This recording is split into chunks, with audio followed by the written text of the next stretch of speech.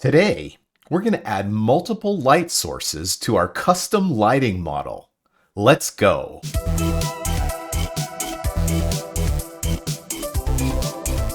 So we're in the middle of a series of videos where I've been showing you how to create your own custom lighting models.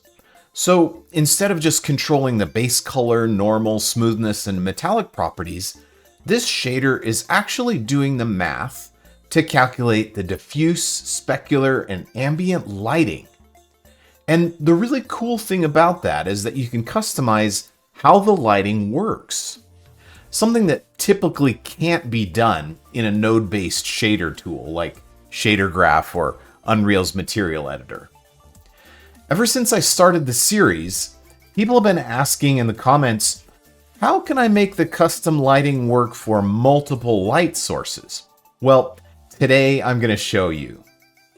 If we look at our scene here, you can see that I have a second light source, and it's a point light, and it affects the ground plane down at the bottom, but it's not affecting this sphere. And that's because the sphere is using our custom lighting model, and we haven't done anything there yet to support multiple light sources. But by the end of today's video, this light source is going to be working on the sphere. But before we start, I want to warn you about two things. First, supporting multiple light sources requires writing shader code. Almost everything on my channel so far has been node-based, so writing shader code might be a little intimidating for some people in my audience. So if code scares you, this is probably not the video for you. And second, I'm only going to show how to do this in Unity today. It is possible to extensively customize the lighting model in Unreal, including supporting multiple light sources, but it requires making modifications to the engine code itself, and it's quite a bit more complex than what I'm going to show you today. I will put some links down in the description that describe the process, but it's a bit too complex for me to explain here, unfortunately. All right, let's get started. So the first thing that we're going to do is I'm going to come down here to my lighting folder that we've been working in, and I'm going to right click and pick Create Shader Graph Subgraph. We're going to make a brand new subgraph called Additional Lights, and then we'll open up the Additional Lights subgraph and get started. So for our blackboard, we're going to add some inputs. First, we'll add a float input called main light diffuse. We'll add another one called main light specular, and this one is a vector 3. We'll add another vector 3 called main light color. We'll add another vector 3 called normal WS or normal world space. And finally, we'll add a float that's just called smoothness. And these are all of the values that we're going to pass into our subgraph that will allow us to calculate the lighting. All right, the next thing that we're going to do is create a custom function node. And this node will allow us to type in custom code that will do things that we otherwise wouldn't be able to do in ShaderGraph. So first, we're going to create some inputs and outputs for our custom function. And then we're going to dive into our custom function and write the actual code. We need to change the type of our function to string. And then we need to give it a name. And I'm just going to call it add additional lights. And then this is where we'll type our code eventually, but let's go ahead and add our inputs and our outputs here. Okay, first we're going to create a float value for our smoothness so we can pass it into our custom code here. Next, we're going to add a vector 3 for world position. We're going to add another vector 3 for world normal. We're going to add another vector 3 for world view. And this is the vector that points at the camera. And then we'll also add our main diffuse, our main specular, and our main color. So these are going to be the inputs to our custom lighting function. And then let's go ahead and create some outputs as well. Our first output is just going to be called diffuse. And we're going to add an output for specular, and we'll set that to be a vector 3. And then a third output for color, and this is also a vector 3. So this is the data that's coming into our custom code, and this is the data that our custom code is going to be creating. Well, before we type in our code, let's go ahead and hook up these values here. So I'll bring in my smoothness from my blackboard and just connect it directly to my smoothness input. For world position, I can just grab my position node and connect it up. For world normal, I can just bring in my normal world space. For world view, I can just add my view vector node and connect it. And then for main diffuse, I can just connect in my value from the blackboard here. Same thing for main specular and main color. So I'm all set. I've got my data coming in. And now I just need to go ahead and calculate that. I need to create my custom code. Now, typing code into this box here is a little bit clunky. And so what I'm going to do, just to make it easier to read, is I'm going to use Notepad++ today. And in fact, Notepad++ is what I use a lot for editing HLSL code. So let's go ahead and type in our code. And our objective here is to bring in the data from all of our light sources and then calculate the lighting for each of them and then add it up to get our final result. So that's what we're going to be doing in our code. That's our main objective. The first thing that we're going to do is set our 3 outputs. Remember, we created outputs of this custom function node for diffuse, specular, and color. So let's go ahead and type in diffuse, specular, and color. And the first thing that we're going to do, like I said, is we're going to set default values for these.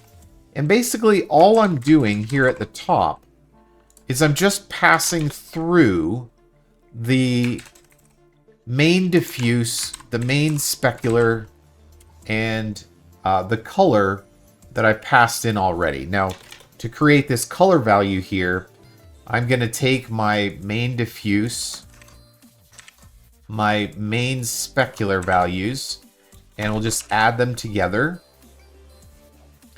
And then we'll multiply this result by the main color value that we passed in. All right, so if we take this code that I've created so far and we switch back to Unity and we paste it in here, now you can see that that little warning badge went away. And I basically just said for my diffuse output, pass through my main diffuse. For my specular output, pass through my main specular. And for my color output, add diffuse and specular together and then multiply by main color. So I've created outputs for these 3 output values here on my node. But it's not enough to just pass through the values. We actually need to calculate the lighting.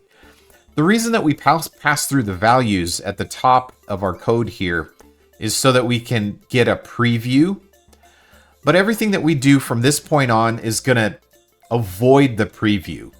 And let me show you how to do that. So we'll come down here, and all I'm going to do is type in this if ndef shader graph preview. And what this is saying is, if we're not doing the shader graph preview, then do what's inside here. And then I can just add an end if here at the bottom. So everything that's done in between line 5 and line 7 here is going to be for the preview in shader graph itself, we're going to skip it.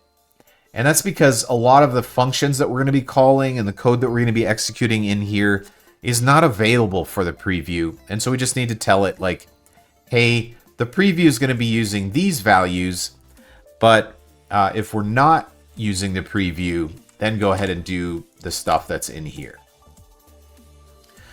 All right, so the first thing that we need to do is figure out how many light sources we have.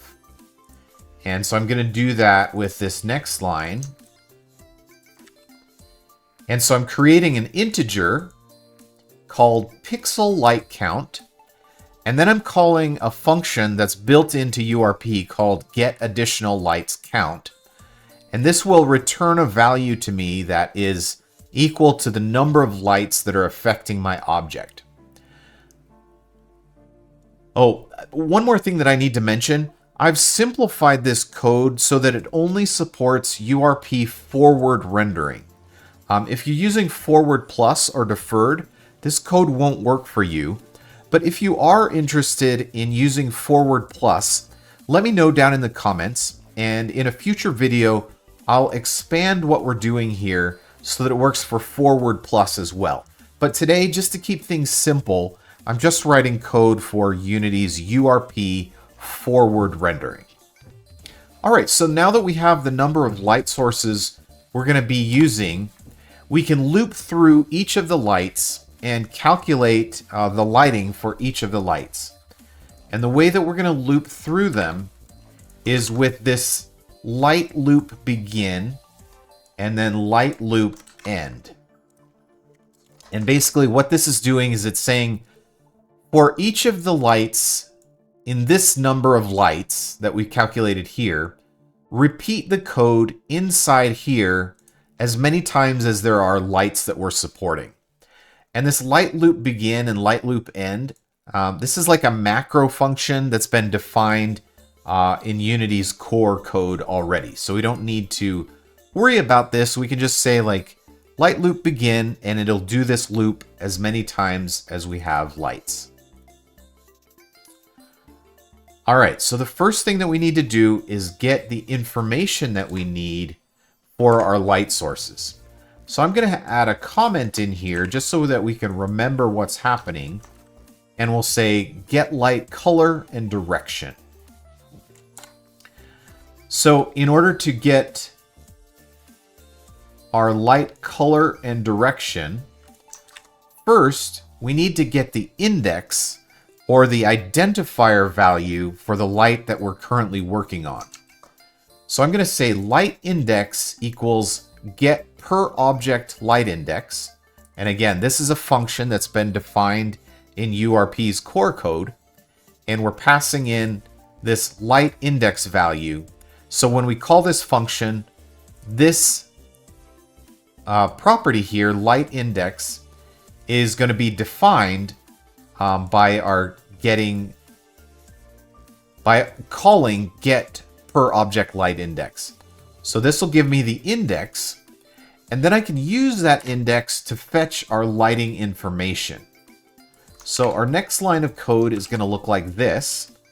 I'll define a light source object and give it a name, and then I'll say get additional per object light, and I'll pass in the light's index and the world position.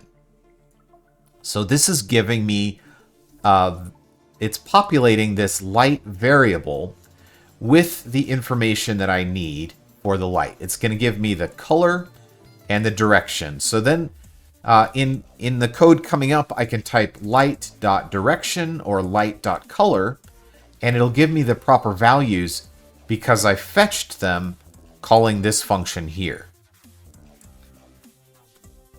All right, the next thing that I need to do is get the shadow information. So I'm going to add another comment here that helps me remember, you know, these two lines of code are getting the light color and direction information. And the next couple of lines of code are calculating the shadow the shadow information. So here's my next line, light.shadow attenuation. So my light value that I've set up here has a property called shadow attenuation. And I'm populating that property with the correct values by calling this function, additional light real-time shadow. And in order for this function to work, I need to pass in my light index, my world position, and my light.direction, so the direction that the light is pointing. So that's going to give me my shadow attenuation value. And then I can calculate my overall attenuation with this next line here. I'm going to say float atten, and that's abbreviated for attenuation. And I'm multiplying the light distance attenuation by the light shadow attenuation. So the two types of attenuation multiplied together will give me my final attenuation for my light source. So the further away I get from my light, the dimmer the light is going to affect the surface, which is what this distance attenuation is doing.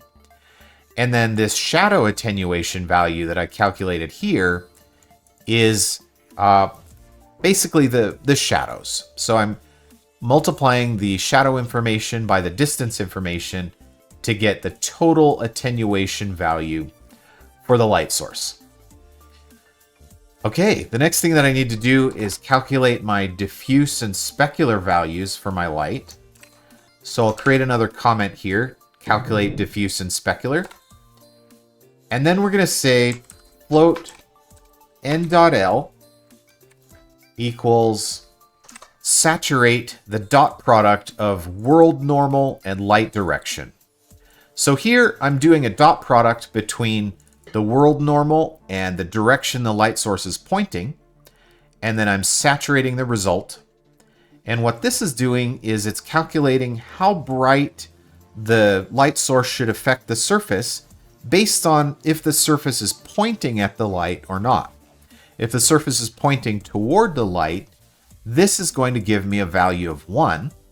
And if the surface is perpendicular to the light, it's going to give me a value of 0.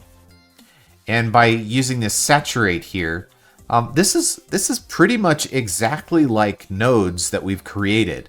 So if I put down a dot product node and connected up the world normal node and the light direction node, it would give me the same thing as this code is doing here.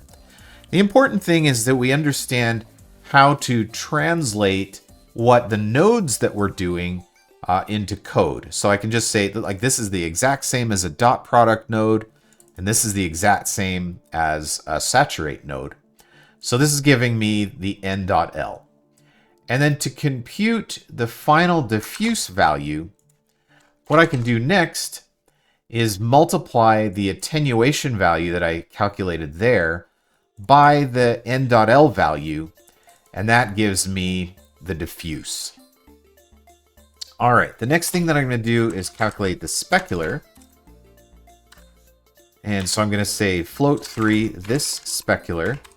And the reason that I'm using this diffuse and this specular is because they're specific to this light source. So inside this loop, we're just calculating the values for the one light source that we're currently working on. And we'll repeat all of this code for each of our light sources. That's what the loop is doing. And so inside the loop, I'm going to say this diffuse, meaning the diffuse light for this particular light source that I'm working on right now. And this specular for this particular specular that I'm working on right now. And it's different from diffuse and specular and color that I've defined up here at the top, because this is the total accumulation for all of the light sources, versus here inside our loop, this is this diffuse for just the current light source that I'm working on. I hope that makes sense. All right, so we're going to say this specular equals, and then we're going to call another engine function called lighting specular. And this function is going to calculate my specular for me. Now, if I wanted to, I could write out in code the math for calculating the specular, but I don't need to do that because Unity is already providing this function called lighting specular. And in order to calculate it, I just pass in this diffuse, the direction the light source is pointing, the world space normal of the surface, the vector pointing toward the camera, a value of 1, which is the ambient occlusion, I believe. I'm just ignoring ambient occlusion for now and passing in a value of 1. And then the smoothness of the surface. So by passing in all of these parameters to my function, the lighting specular function, I actually calculate the specular lighting. All right, so I've calculated the diffuse lighting and the specular lighting. And now I just need to add all of the lighting together with the lighting that's been calculated previously.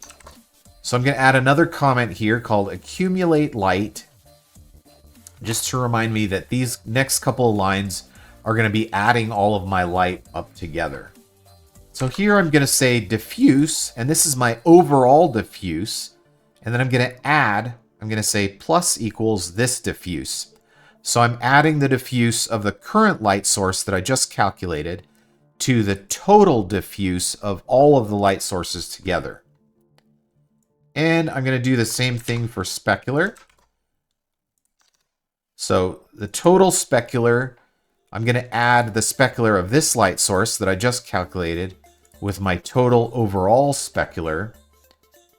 And then I'm going to do the same thing for my overall color value. I'm going to say my overall color value is equal to this diffuse plus this specular, and then multiplied by the color of my current light. And then I'm going to add that to color.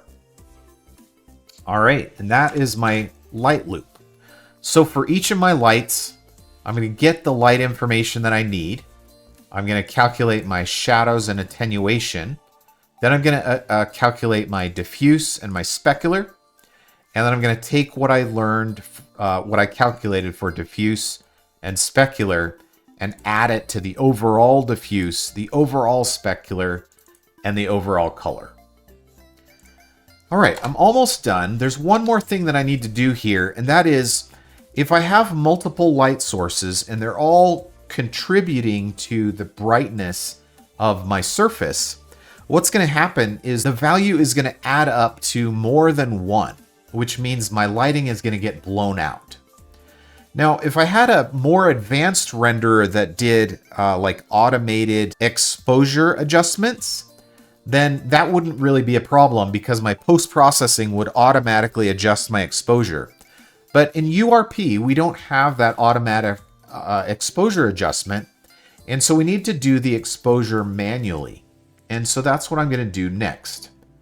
What I'm going to do is I'm going to find the total brightness of my circle, and then I'm going to divide my color value here by that total brightness, so I ensure that no matter how many lights are hitting my surface, the value of the lighting doesn't get blown out. So this is what I'm going to do. I'm going to find the total brightness of the light by adding up my total diffuse plus a desaturated value of my total specular.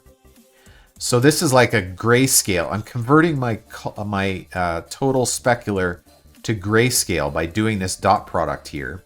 And then I'm adding that together with my diffuse. And this gives me the total brightness that's happening on my surface. And now what I can do is take the output color and divide it by that total brightness. So I'm going to type this line here, which is basically if my total is less than or equal to 0, then my color is going to be equal to main color. But if my total is greater than 0, then I'm going to divide my color by this total brightness. And that is going to prevent the total color output from getting oversaturated and blowing out to white. And that's what I'm doing instead of using a dynamic exposure value. Okay, so that's it. That is my code for calculating diffuse and specular lighting. And because I'm using this light loop here, I'm looping through all of my light sources, and I'm able to support as many light sources as I need. So now that I have this code, I'm going to copy it. and I'm going to paste it right here into my body code.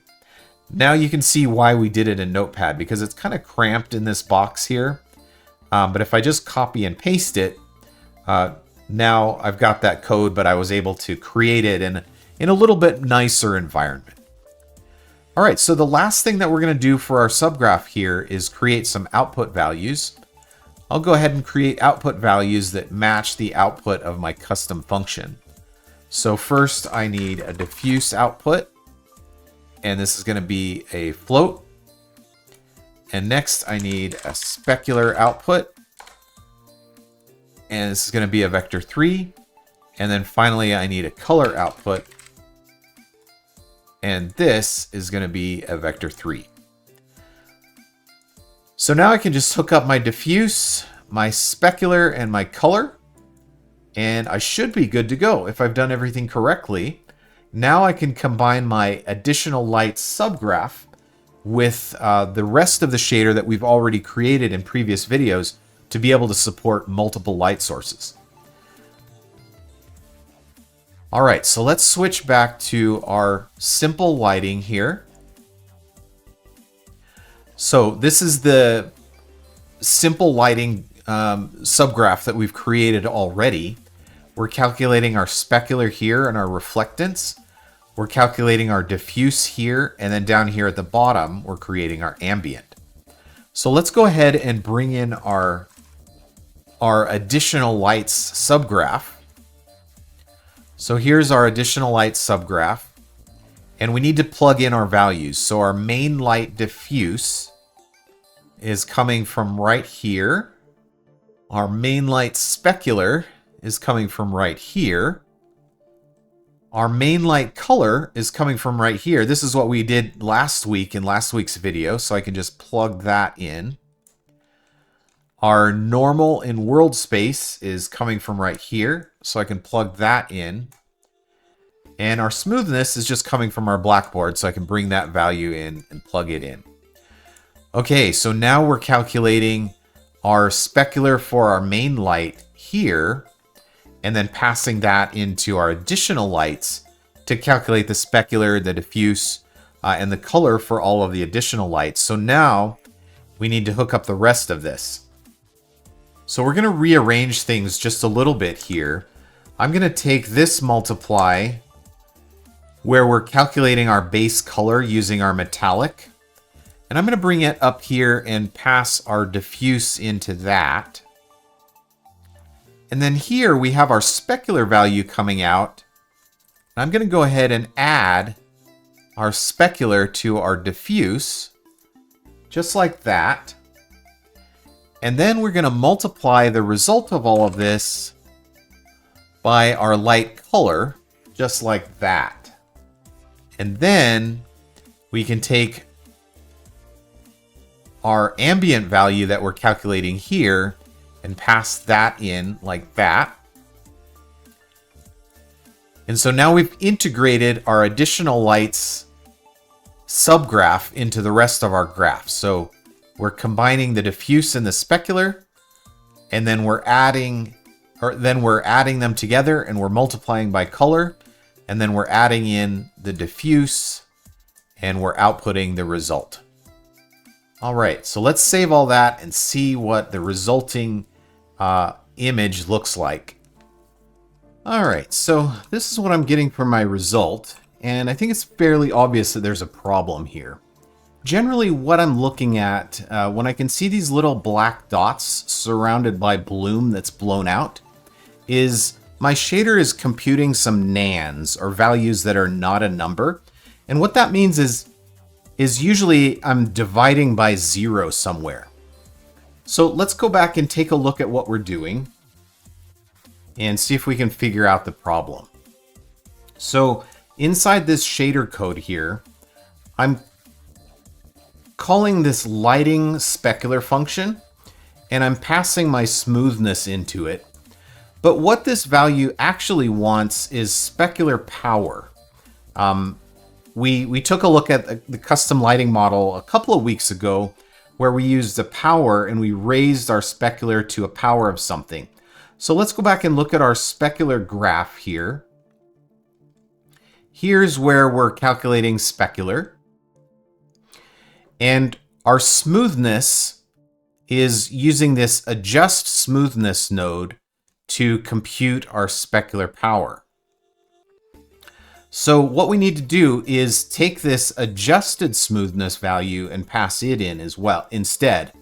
This smoothness value goes from 0 to 1, but this, once we pass it into this adjust smoothness function, it converts it into a specular power.